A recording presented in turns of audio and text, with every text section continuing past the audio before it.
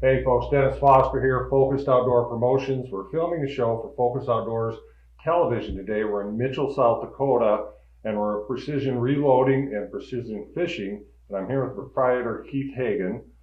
Thanks for having us. We're going to learn a lot of things today on the reloading end, and I'm kind of curious what led you to start this company? Dennis, there's a lot of companies out there that sell anything from camping to boating to hunting to fishing. We decided just do a niche of shot shell reloading. Is kind of where we started it, and rifle reloading and handgun reloading instead of have the wide array of products. So we can focus on that, give technical service, get the product out the door right away for the customer. You know, and with that too, is you guys leave yourselves open for advice. They can call in at any time with any kind of questions from basic to technical, no matter what it is. You guys are a resource for that. Get them going on the right track. And what we're going to do today is we're going to start out with some basic shot shell reloading, basic rifle reloading, and then go into more of the sophisticated, you know, the higher end stuff for the guys that are highly educated. But regardless, it's going to be an educational process from start to finish. One thing a lot of folks are probably thinking, oh, this hand loading, I heard about it, you know, I know, why do we want to do that? You know, when you're hand loading, there's a cost savings. You're going to get the load you want. A lot of times you go to a store, you can't find it on the shelf. Reliability, you know what you've loaded, you know what's in that load.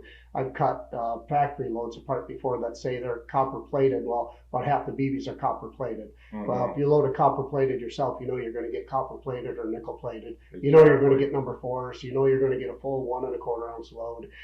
You're not going to skimp on it. You're going to have data. Plus, it's a great pastime. What a great thing for you and your kids to do. Exactly. Or you even at my age or somebody's age to do it with their parents. And that's how I got started as a kid. You know, and part of it was we shot a lot of trap, and we didn't have a lot of money to shoot a lot of trap. So hence we reloaded our shells. Everybody did back then.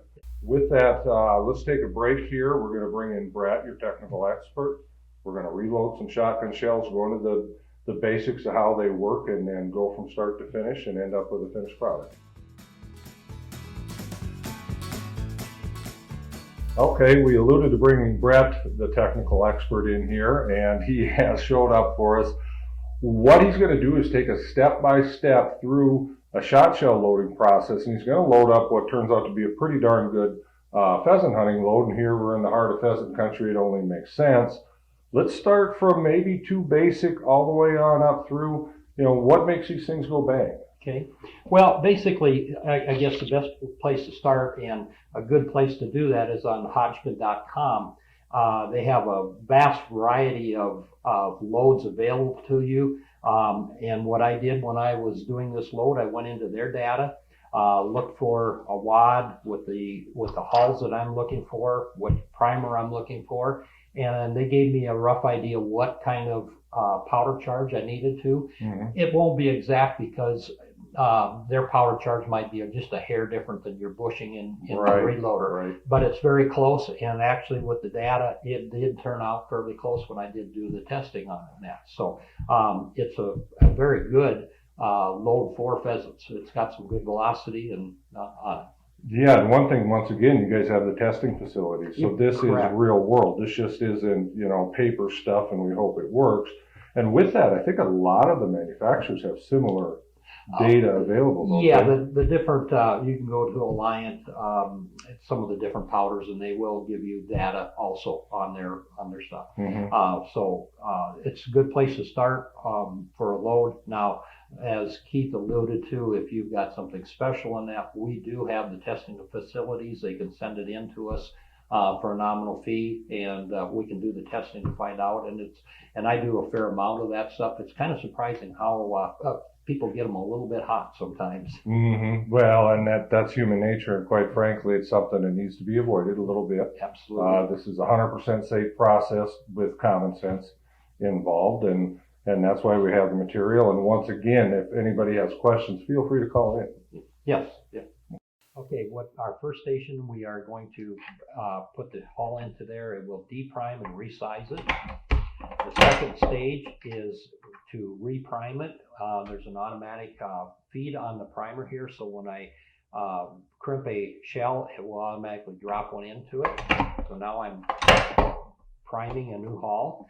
At this station, what I'm going to do is bring it down. I'll put my powder into it, lift it up, put a wad into it, and drop your shot. Then you will start a crimper, finish crimper. All right, Keith's got the powder bushing change in this to get the proper powder charge. And this is a progressive press, meaning it's doing 6 functions at once. And I'm going to let him explain how that works and why we have the efficiency with this particular machine. Yeah, that's right, Dennis. This is a 9,000 GN press. It's a progressive press versus a single stage press we used earlier. So the single stage press will do about 125 rounds an hour, where this will probably do a case 250 rounds an hour. It's a lot faster for the guy who does a lot of shooting. Right.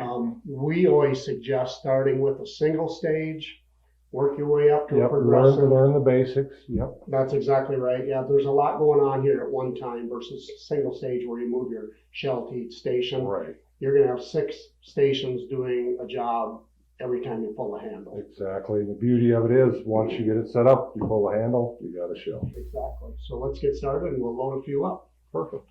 On the progressive press, all you have to do every time is put a hull in and put a wad in. So at the very first station, we're going to put the hull in. What it's going to do is come down to deprime, and then it's going to also resize with the collet type sizing. And then at the third station, we're going to put a wad in, and the third station is going to drop the shot on top of the wad. Again, we're going to resize and deprime at the first station. And as we're doing that, we're going to drop the shell off the back side. So that's our finished shell coming off. Every time on the progressive, you have to put a hull in, and you put a wad in. Second station, we're going to reprime.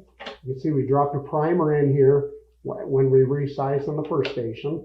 And then we're going to drop the powder also. We're going to come down, dropping the powder, the bar moved over, the powder dropped down. And again, we kick a shell off every time. Again, we're going to put a hull in. We're going to put a wad in. And if you recall, we've got our powder dropped. We're reprimed on the third station. And now our wad's going to seat. And this bar, charge bar, is going to slide back over and drop 1.25 ounces of lead shot.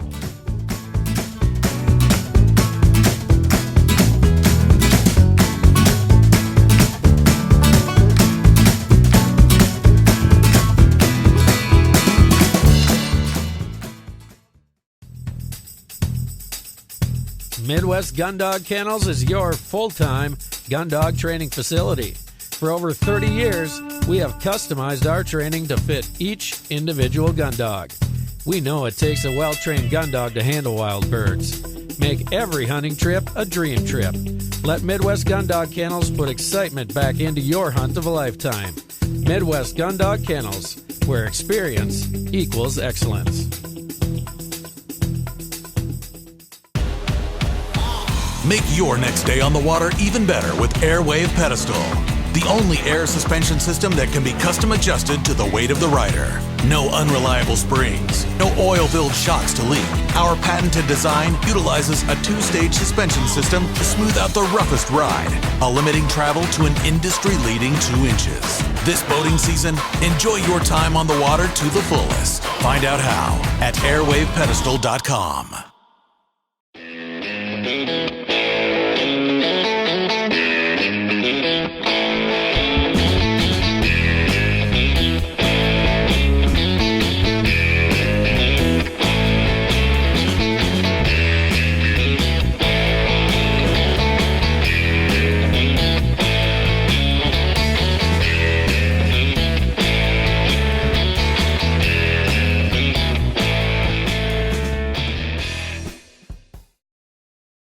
Dakota Pheasant Guide offers the best wild pheasant hunts from the Glacial Lakes area of South Dakota west to the Missouri River. Packages available include everything from self-guided to fully guided hunts. Book your bird hunting adventure now. Fishermen, iTime Promotions is your ticket to an enjoyable and successful day on the water. Call Dennis Foster for your outdoor adventure of a lifetime.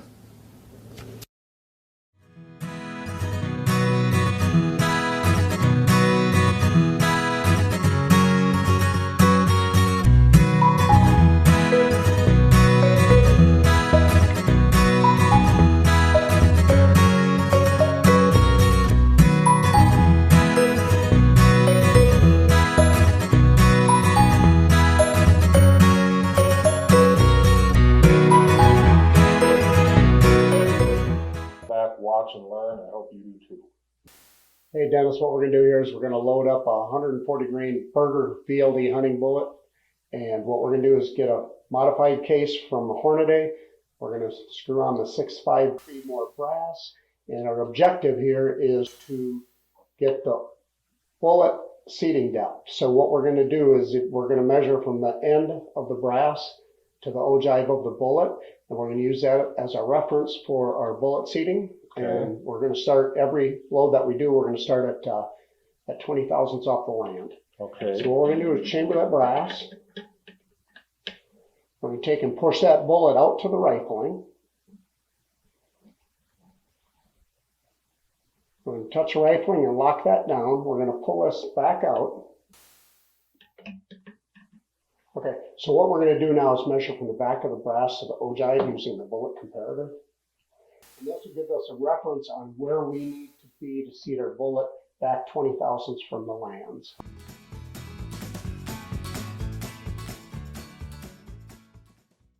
Dennis, we're using new Hornady brass, and I do it with all brass, no matter it's Hornady, whether it's Lapua, whether it's Remington or Winchester. What we're going to do is go in and clean that flash hole out, make sure there's not a burr. This tool has a slight chamfer on it.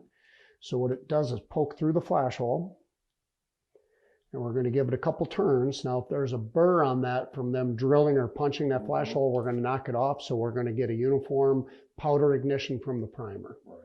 Okay, we're going to begin the priming process, and I see something interesting that I've not done is the priming by hand. I've always used a press. Explain to me the advantages, why you're going that route. I'm using the K&M hand priming tool because it gives me that feel to get that primer seated at the depth I'm looking for, and the depth I'm looking for is 2 to 5 thousandths. I'm not saying there's anything wrong with seating on a press or doing the hand priming tool that you can put 100 up there at a time. But I like the K&M because I can just get that feel. I can guarantee I'm within 1 thousandths every time with this tool, and that's where I want to be. With the press, there's so much torque, you could probably easily seat. Yeah. Now, with that being said, the Forster's probably one of the better hand priming presses out there because it's a positive stop. It's going to come in the same spot every time. But again, we're going to do 100 rounds here, 98 rounds, and I just like the hand priming tool for the feel of it. Okay. And consistency of it. Okay. Why don't you do one and show us how you measure, and then Absolutely.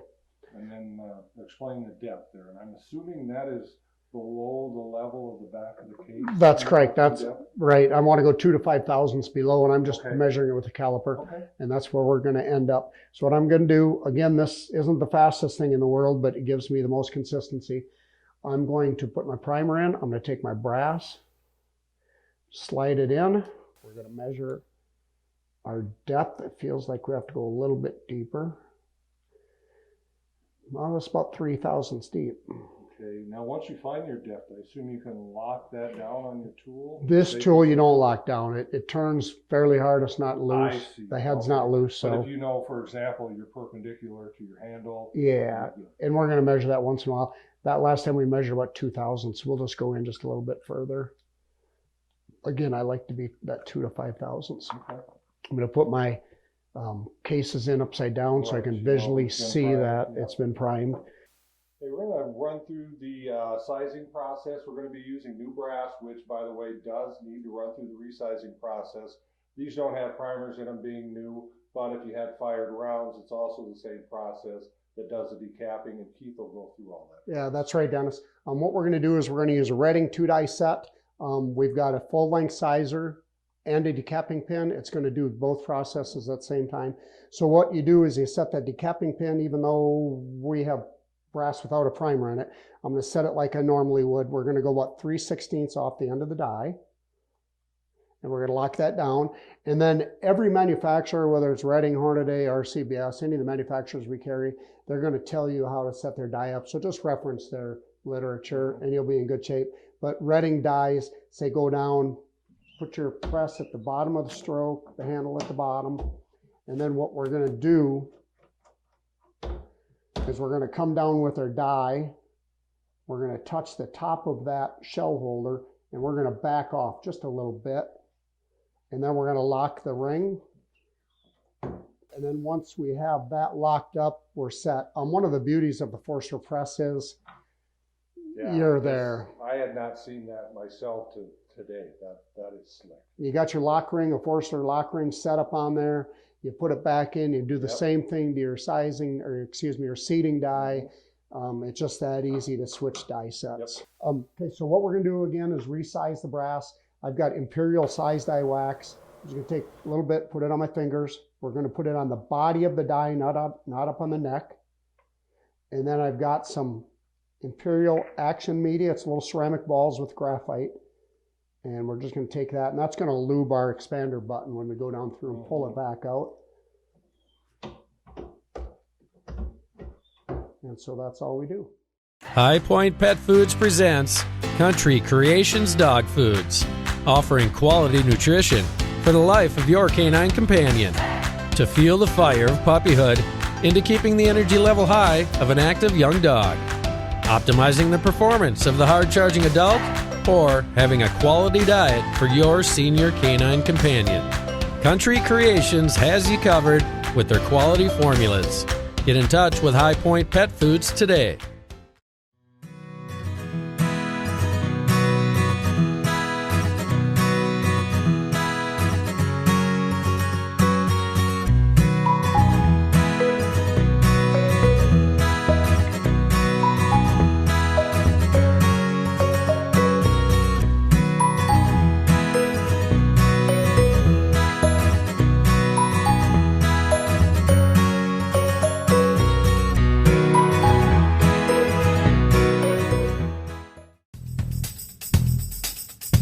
Midwest Gun Dog Kennels is your full-time gun dog training facility. For over 30 years, we have customized our training to fit each individual gun dog. We know it takes a well-trained gun dog to handle wild birds. Make every hunting trip a dream trip. Let Midwest Gun Dog Kennels put excitement back into your hunt of a lifetime. Midwest Gun Dog Kennels, where experience equals excellence.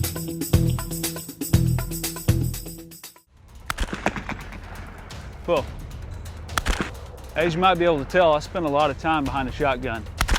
Whether it's at the clay target fields, sporting clays fields, doing exhibitions, or bird hunting, I always trust my shooting skills to the Rio elites.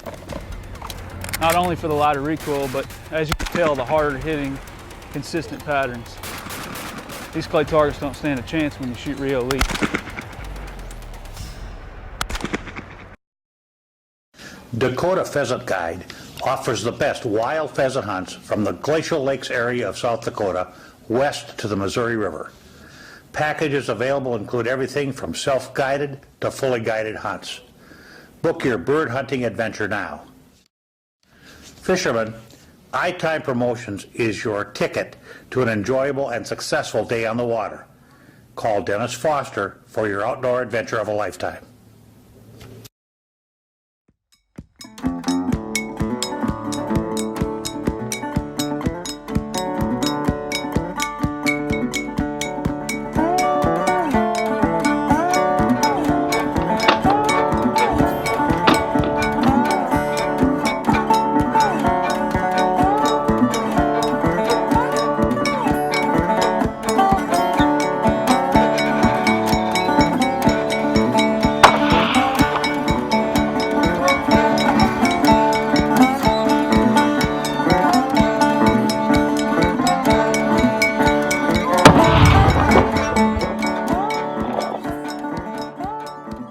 All right, folks, we're transitioning from paper to the prairie here in our project with Precision Reloading. Keith Hagan helped me build several different loads for this 6.5 Creedmoor. We've got it fine-tuned to what we want, and now we're out having fun. We moved 100 miles west from the pheasant area where I call home in Spink County, South Dakota, out near the Missouri River here, and we're on some prairie dogs. And we're going to show you just how accurate these rifles can be. Something interesting here, and we'll show you exactly how it's set up, is we got a loopholed scope, and they've got a cool little compensating dial here that you can actually dial in your ranges. So we've got this thing zeroed at 100 yards. We got it set on the number 1 here. So say, for example, we start educating these dogs and they move out to 300 yards. It's as simple as just dialing this thing over to the number 3, which would be 300 yards. and you're spot on. It's amazingly accurate. I've got it on another rifle as well, and it's really cool. It's something you guys want to check out from Loophole. But with that, we're going to get after. We got dogs all over here. We're going to pop a few and show you what we have here in South Dakota.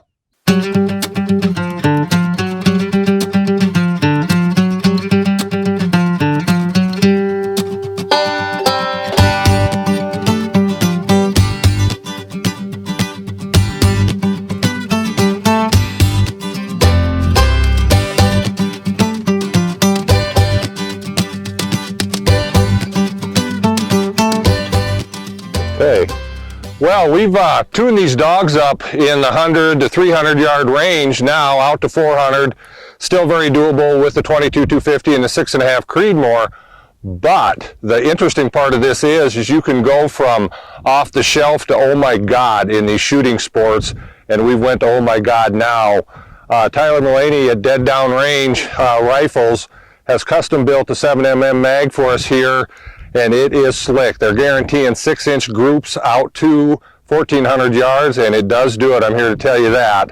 What we're doing here is he's got everything built in for you. Got the rangefinder. We hit it. We hit our minute of angle, and then all we do is simply adjust the scope to where it tells us. In this case, it tells us 12. Dial this bugger onto 12, and it is spot on. So now we're going to really reach out and touch a few of these dogs and wrap our day up here.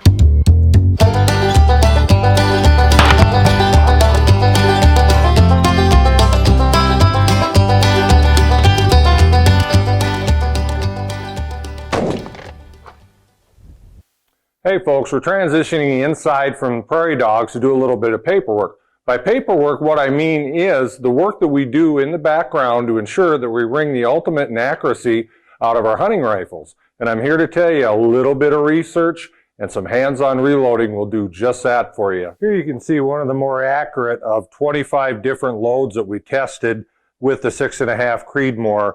This particular load, interestingly enough, is using a hunting bullet from Berger, which is very well known for high-quality bullets, running Hodgkin 4350 at 40.5 grains, and the speed on this thing was running in that 2630 to 2645 feet per second, so only 15 feet per second variance, which is really phenomenal, and that's where the accuracy is coming from. You can see two of the shots are touching, and one is maybe a half-inch off. We've got a half-inch group there, which is pretty darn impressive considering the circumstances that we're shooting in. We had a 10-mile-per-hour cross breeze, not gusty, but variable, enough to push things around a little bit. But these long, high ballistic coefficient bullets coming out of that Creedmoor are just stroking it. You can see the consistency of it there, and I'm here to tell you I am not the steadiest guy in the world. Very impressive for a hunting rifle. I'm going to show you another one of the better hand loads here. Once again, we're looking at that half-inch group type of thing. You can see a couple are touching there in a bit breezy conditions, not too bad, but it's really showing the stability of these bullets and the consistency of the hand loads. A couple correlations that I found in the two better loads here is they are both loaded with Hodgkin's 4350, which Keith Hagan told me the Creedmoor would shoot very well, and quite frankly, he was spot on there. And interestingly enough, in the same charge of 40.5 grains. Another interesting thing I found is the extreme variation in speed is just 15 feet per second. Supreme consistency, which is leading to this accuracy. Something to consider when you want to do your hand loading. Now, if we've got your interest peaked and you really want to get into this hand loading for superior accuracy, I'd recommend that you get a chronograph and really detail what you're doing here. In this particular case, the folks at Precision Reloading provided me with a lab radar Doppler unit, which will give you tons of information beyond just speed. It's something to do a little research on. Check it out, not terribly expensive. If you want to get down to literally brass tacks and have a tack driving rifle, an invaluable tool to consider. Hey folks, as we wrap up this episode of Focus Outdoors Television, I'd like to leave you with a few thoughts on the reloading process. Not only have we built inherent accuracy into our rifles, but we're also building accuracy into ourselves, and by that I mean we can shoot a lot cheaper. In this case, $1 or more per round from the extreme premium rounds that are out there. They're quite expensive. And by doing so, we're going to end up shooting more, and we're going to end up getting better ourselves. We're going to get more comfortable with our rifle.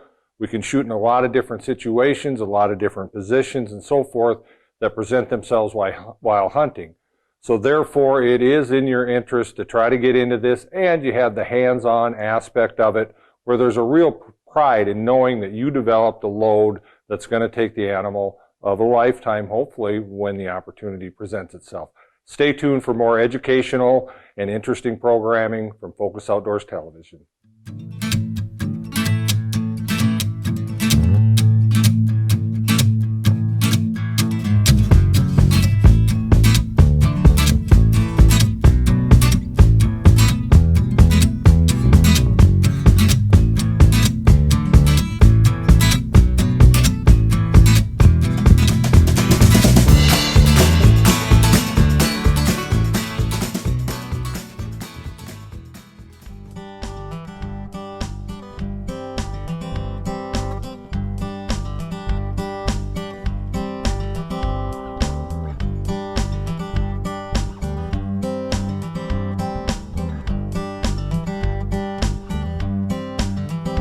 Diesel train rolls down the line as I'm headed for the land of corn and rye. There is a place I'm always satisfied, full of remedies to ease my worried mind, like pulling catfish on the banks of Cherry Cove, watching wood ducks glide like angels to the shore. I'm gonna find me a dirt road and get right in the groove. Let these chains of life unwind till I get loose. I wanna roll down a window and reach out and touch the reeds.